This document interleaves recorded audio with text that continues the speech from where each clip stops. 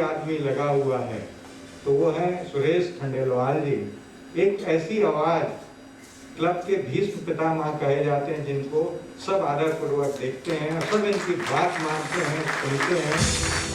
हम लोग तो एक साथ देखते हैं, लेकिन आप ढूंढते रहते हैं कौन फ्यूचर लीडर है, क्या करेगा। जब जब क्लब पे कोई मुसीबत आती है तो एक ही नाम आता है, सुरेश खंडेलवाल जी। क्यों?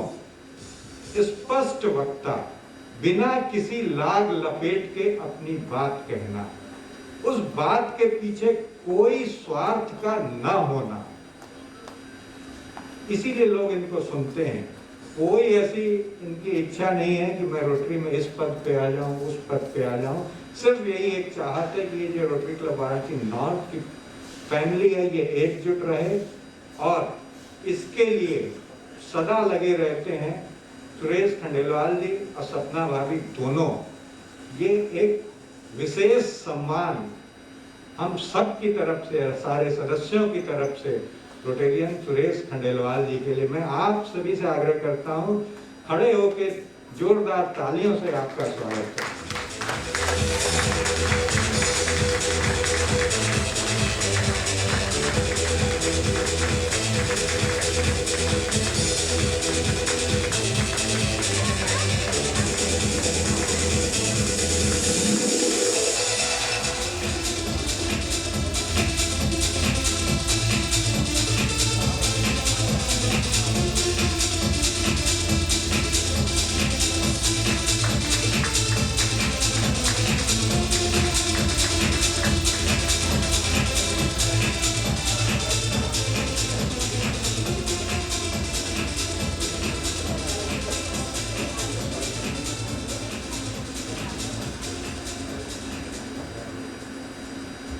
इसी के साथ मैं आमंत्रित करता हूं हमारे इस वर्ष के हमारे pre district governor Rotarian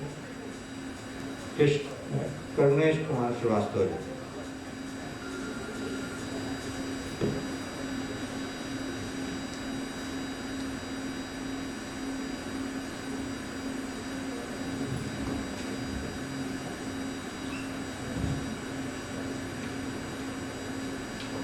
Varanasi कब समय बीत जाता है पता नहीं चलता। मैंने जब 1 जुलाई को चार्ज लिया 3120 को, मुझे नहीं मालूम था कि इतनी जल्दी 26 जून आ जाएगा और केवल 4 दिन बचेगा। यहाँ पर बैठे सभी रोटेरियंस जिनको मैं देख पा रहा हूँ, मास्क में बहुत से चेहरे पहचान नहीं आते, लेकिन दिनेश जी, अतुल जी, सबको मैं पहचान रहा हूँ। नर्मदा जी बैठे हुए हैं। शायद वो समय था, नर्मदा जी, मैं आपके पास आया था, इलेक्शन की तैयारी कर रहा था, एक वो समय था और एक आज का समय है। ये 4 दिन बाद डीजी का शब्द हट जाता है और आईपीडीजी हो। हमारे बीच में वाराणसी नॉर्थ की पूरी टीम, मैंने सतीश जी से और सुरेश जी से बहुत कुछ सीखा। बहुत सी बातें ऐसे होती थी, जब भी हम सुरेश जी को फ़ोन करते थे या सुरेश जी हमको फ़ोन करते थे, तो हम लोग एक दूसरे को सलाह देते थे या बताते थे इसको कैसे करना है। और वाराणसी आने का लालच मैं कभी छोड़ नहीं पाया। अपनी पहली विजिट मैंने वाराणसी से शुरू करी थी, जब पहला पैंडेमिक समाप्ति की ओर था, और ये दूसरा पैंडेमिक समाप्ति की ओर है। अभी नहीं कह सकते कि समाप्त हुआ है कि नहीं हुआ है, क्योंकि तीसरी लहर की बार बार डराया जा रहा है कि तीसरी लहर आएगी। लेकिन हमें लगता है कि हम ये 2 महीने में जो एक्सपीरियंस हम लोगों को मिला है, हम लोग काफ़ी हद तक अपने को सुरक्षित कर लेंगे तीसरी लहर से बचाने को। और यही वो लालच था कि 4 दिन बचे थे, मैंने सोचा कि बनारस जरूर चलना है। और आज सतीश जी से बात हुई थी आज के प्रोग्राम के लिए। मुझे पहले हम लोग कुछ फाइनल नहीं कर पा रहे थे कि आएंगे कि नहीं आएंगे। अचानक 3 दिन पहले मैंने प्रोग्राम बनाया, दीपक भाई से बात करी, हमने कहा पूरे शेड्यूल ले लो बनारस का, मैं बनारस आ रहा हूँ। मैं इस पीरियड में कहीं नहीं गया, बनारस की मैक्सिमम विजिट मैंने करी। और आज ये मैं कह सकता हूँ कि मंडे को जब मैं फैज़ाबाद से वापस जाऊँगा तो इस पैंडेमिक में कोई भी क्लब ऐसा नहीं बचेगा जिसके मैंने ऑफिशियल क्लब विजिट नहीं करी। ये मजबूरी थी कि बहुत से क्लबों की हमको OCV ऑनलाइन करनी पड़ी, जूम पे करनी पड़ी, लेकिन मैंने उनसे भी वादा किया है कि हम लोग रोटरी का सत्र बदलता है सतीश भैया, हम लोग आराम नहीं कर सकते क्योंकि हम रोटेरियंस हैं। हमारी ड्यूटी है समाज की सेवा करना, चाहे हम किसी भी पद पे हों। तो आप ये सोच कैसे सकते हैं कि आने वाला प्रेसिडेंट आपको छोड़ देगा कि आप आराम करें। आपने जो रिकॉर्ड्स बनाए हैं उन रिकॉर्ड्स को और आगे बढ़ाने का भी काम आपका और सुरेश भाई का है।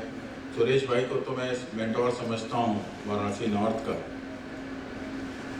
इतना लंबा एक्सपीरियंस 30 साल का बहुत बड़ी बात होती है। मेरा तो उनके आगे बहुत छोटा एक्सपीरियंस है क्योंकि मैंने 2006 में रोटरी ज्वाइन करी थी और मुझे तो मात्र 14 साल हुआ। मैं अभी पूरी तरह से रोटरी को समझ नहीं पाया, लेकिन मुझे उम्मीद है कि सुरेश भाई जैसे अगर सीनियर लोग चार्टर मेंबर वाराणसी नॉर्थ में हैं तो वाराणसी नॉर्थ शायद ही कोई कमी छोड़ेगा आने वाले वर्षों में। इस साल जितने भी प्रोजेक्ट हुए बहुत ज़बरदस्त थे, बहुत का गवाह तो मैं खुद था। वीडियो भी आपने देखा, चाहे वो न्यू जनरेशन मेंबरशिप का हो, न्यू मेंबर ओरिएंटेशन प्रोग्राम जो हुआ उसकी जो सफलता थी वो RI तक थी। और कमल सांघवी जी उसमें एज ए चीफ गेस्ट थे। उन्होंने बाद में उस प्रोग्राम को अप्रिशिएट किया क्योंकि ये प्रोग्राम बहुत से डिस्ट्रिक्ट नहीं कर पाए और ये चूँकि वाराणसी नॉर्थ ने किया तो अपने आप में यूनिक प्रोजेक्ट हो गया था। दूसरा जो प्रोग्राम वाराणसी में हुआ अभी जस्ट बिल्कुल ख़त्म हुआ, ई-रैला। दिनेश जी बैठे हुए हैं, ज़बरदस्त प्रोग्राम,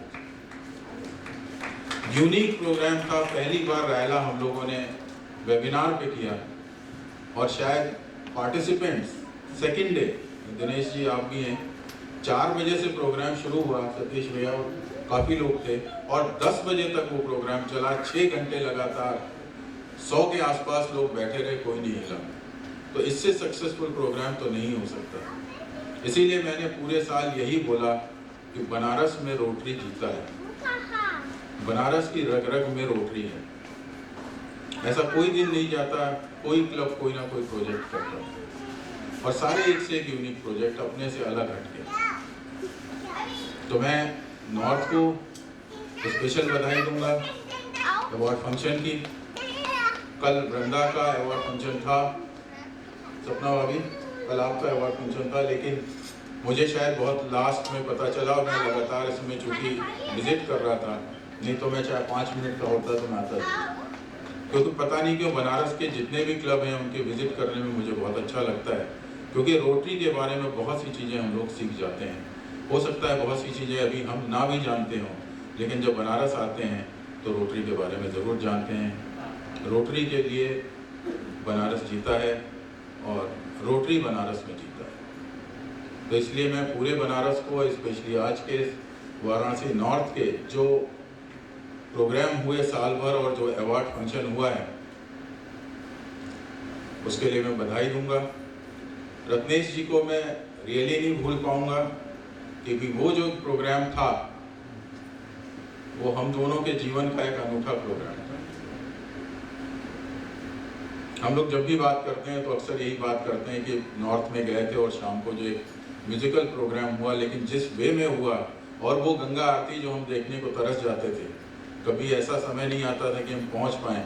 वो गंगा आरती का साक्षात जो हमने दर्शन किया वो रियली अपने आप में अमेजिंग था और बहुत अच्छा प्रोग्राम आपने ऑर्गेनाइज किया।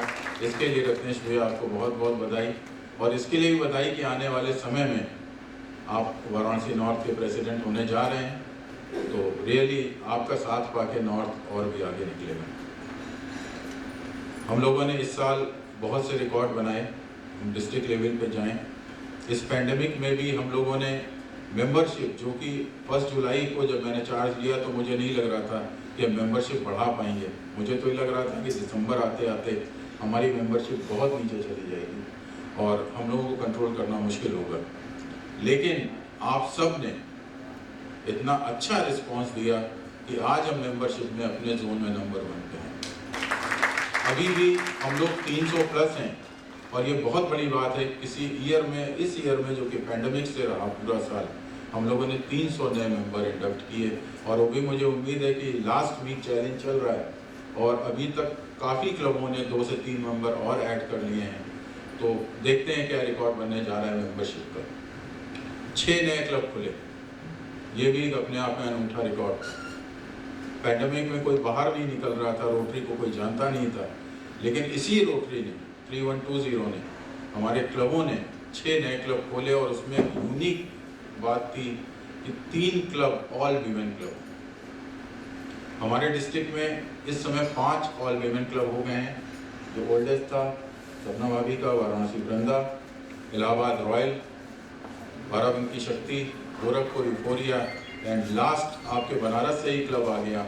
हमारे दीपक अस्थाना जी बैठे हुए हैं वाराणसी साउथ का, गोल्डन जुबली ईयर इस साल, और इन्होंने एक नया क्लब दिया है वाराणसी हारमोनी के नाम से, जो कि सब यंग बच्चियां हैं उसमें, और वो क्लब चार्टर के लिए जा चुका है, बहुत जल्दी उसका चार्टर आने वाला है। तो ये बहुत बड़ी बात है कि जो RI प्रेसिडेंट का सपना था विमेन मेंबरशिप का इंक्रीज़ करने का, हमारे डिस्ट्रिक्ट ने उसमें 100% के आसपास इंक्रीज़ किया। 13% मेंबरशिप थी हमारी विमेन की 1 जुलाई को, आज है 15.5%। 2.5% का इंक्रीज़ बहुत मायने रखता है। हम लोगों के इस समय जो इंक्रीज़ हुआ विमेन मेंबरशिप का, वो 150 के आसपास विमेन मेंबरशिप हमारे पास। इसके लिए ये हमेशा सत्र याद रखा जाएगा, लेकिन एक चीज़ के लिए ज़रूर ये सत्र याद भी रखा जाएगा, क्योंकि हमारे बहुत से साथी इसमें हमारा साथ छोड़ के चले गए। लगभग 30 मेंबर, 30 से ज़्यादा भी हो सकते हैं, वो हमारे बीच में नहीं रहे, जिसमें हमारे सेशन के 2 करंट प्रेसिडेंट नहीं रहे, बहराइच के एंड प्रतापगढ़ सेंट्रल के। तो ये सत्र 20-21 का पैंडमिक के लिए ज़रूर जाना जाएगा, और इसके लिए भी जाना जाएगा जो मार्च, अप्रैल और मई का मंथ था।